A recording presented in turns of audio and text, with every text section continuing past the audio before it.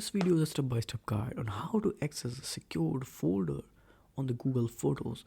First of all, we need to know how can you exactly set up it. So first of all, you need to create a locked folder on Google Photos. All you need to do is open the main app window.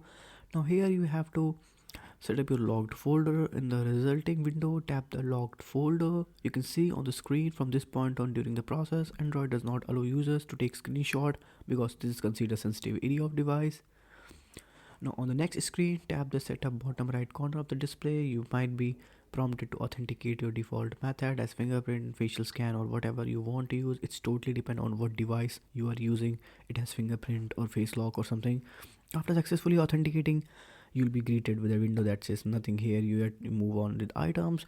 Now tap on the move items to the open file picker, where you can select any of the photos, video that you want to add to the locked folder. There's no restriction. You can see on the screen how easy it is.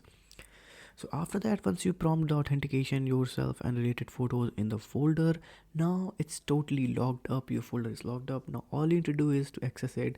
Now go to the open photos, tap the utility, scroll down to the bottom of the page where you need to see the logged folder entry. Just click on it. Once you successfully authenticate yourself, you'll be presented all the photos that you logged on the folders. So this was how you can access the logged folder on Google Photos and how you can even create it. Two methods in the same video, and I'll see you in the next one.